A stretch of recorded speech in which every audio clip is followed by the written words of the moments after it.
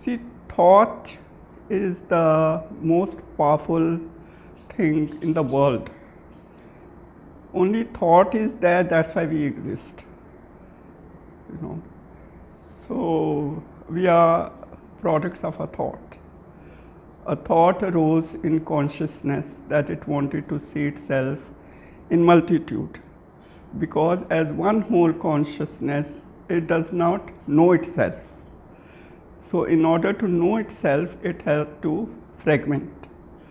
So when it fragmented, it lost awareness of itself. So in order to know itself, it has to first not know itself. And through not knowing itself, it goes through the process of getting to know itself, and that's why we go through lifetimes after lifetimes after lifetimes till we come to a situation when we realize that what is the purpose? Is this what life is? And then we start questioning ourselves, contemplating, and looking at our thoughts, etc. And slowly get to know the self. Or the self realizes what it really is part of that whole. So that's why when we say the aura of a person is bright, or there is like a mirror which is getting cleaned during lifetimes of growth, etc., and knowing and learning, etc. Now, thought, where is the thought? Thought is in the mind. So mind is full of thoughts. The role of mind is to produce thoughts. But how we get involved in thoughts, how we create our lives through our thoughts. Because once a thought arises, and suddenly we feel, okay, this is what I need to do, and we act. And that makes a part of our life's journey. So each thought, then when we create, or thought creates itself, and it is put into action, our life's journey begins. You're getting what I'm saying? And so it is, thought is, unfortunately, the negative thought has the power to prolong itself. And happy thoughts, we have them, enjoy them, and they pass off. But when a negative thought arises, we try to not dwell on it. And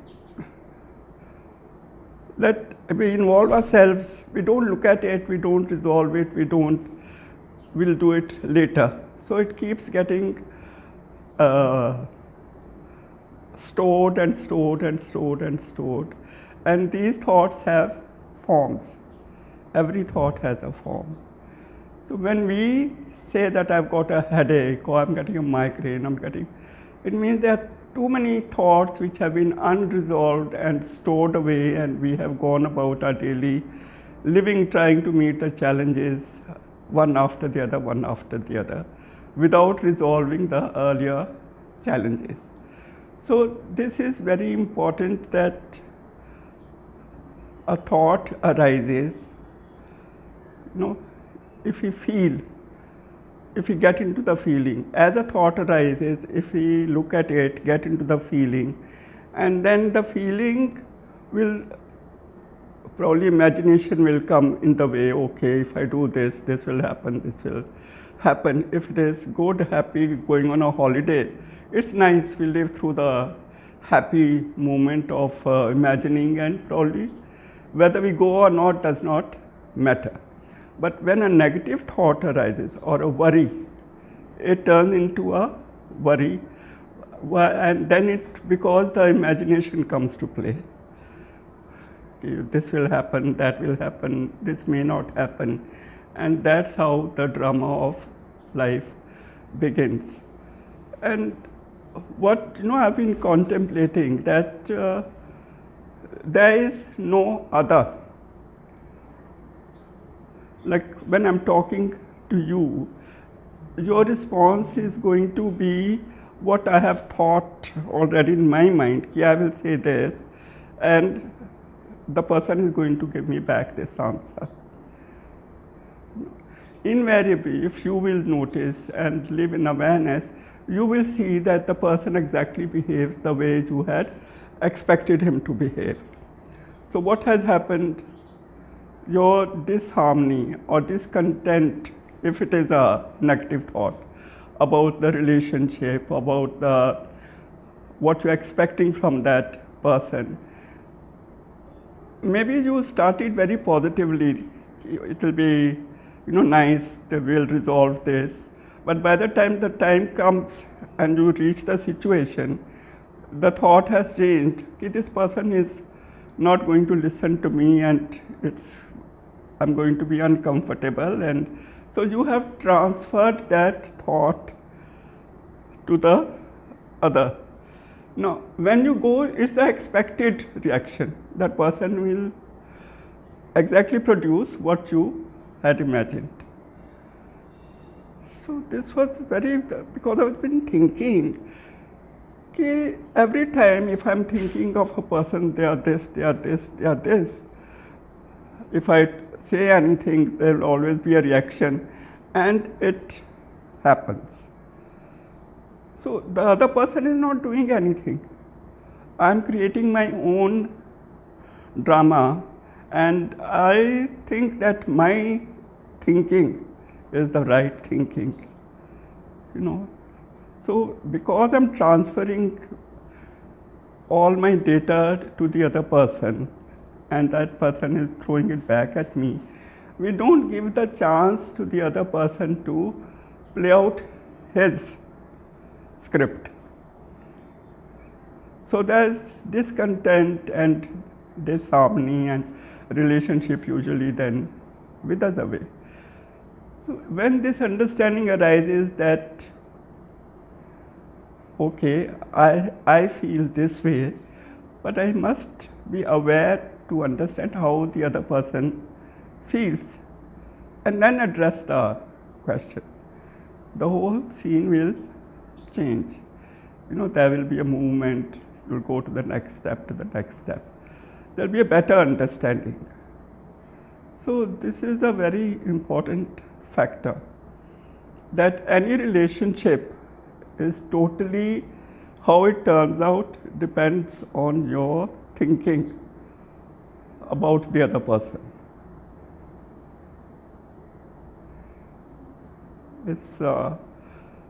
And one just has to be a little aware. There should be no judgment before the event that it will turn out like this or it will turn out like that. No, you go with an open mind, and the thing is bound to fructify without having your own agenda. Simple thing like, I'll ask that friend for a cup of coffee, but I'm sure he'll say no. Exactly that will happen. I'm busy or something like that.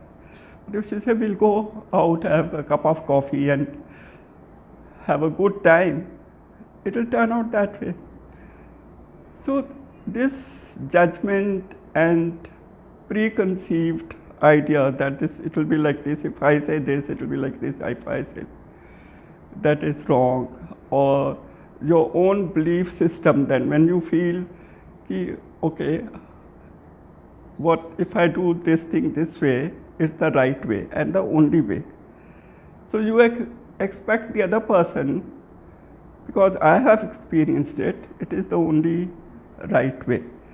So that, and we start telling the person, you should do this, you should do this, you should behave like this, you should behave like this. We forget that is okay for us to be like that. His life is different, his situation is different. It demands different way of being. How can I tell the other that I feel this is the right way and it is the right way, so you should do it this way. So this thought business is very important. I think that's the only important thing in life. If we put our mind into it, we think, we imagine whatever we are imagining, and we must reason. Unless we don't reason and just go with the imagination, it's not going to work. So there's a process the way the mind works, and you have to train the mind for that. Now, children, they are going out late at night and all, and the parents worry. Okay, parents worry, leave it at that. So, but then the imagination, first the fear comes in. Fear of what? Then the imagination comes in. I don't know whether, if it's a girl, you'll think of 100 things. If you're a boy driving, you'll think of other things. So that we are creating, and that imagination starts working and creating a whole lot of scene. And a thought, once surfaces, is released into the collective consciousness. You don't have to put it into action. So you have created a certain drama. This is what happened once when a young journalist had come to see me, a girl. And she was maybe a little late, but she said, I was very upset, I got delayed. There was an accident, a bus hit some motorcyclist, and that boy fell down and was just lying as if he's no more. And I was just standing there thinking, what if this happens to my husband? What will do? Will anyone come to help and all that? So I said, how do you put yourself into that situation? You have created a whole scene of your husband being hit by a whatever accident, lying down, and you being informed and running around to help, and you have imagined the hospital and everything.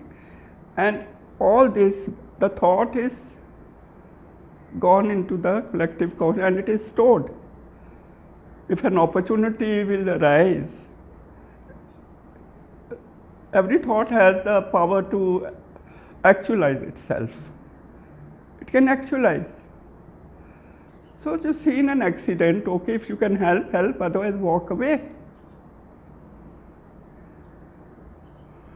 See, this is human drama.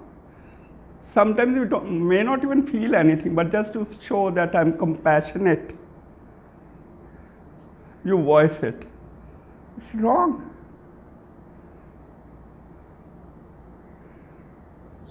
So this is, like I was explaining to somebody yesterday that, okay, the child has gone out, they've gone with friends or whatever, and relax and go to sleep.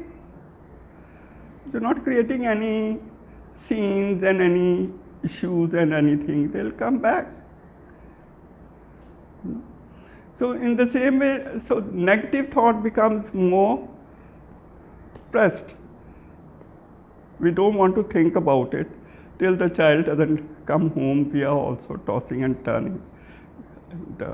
But if it is a happy thought, we are going for a picnic, we are enjoying ourselves, you in that imagination only enjoy it and then release it.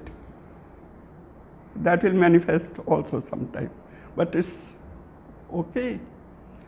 So this is, a thought is as I said, a very powerful thing. It's the only thing because that is with what you are creating your whole life.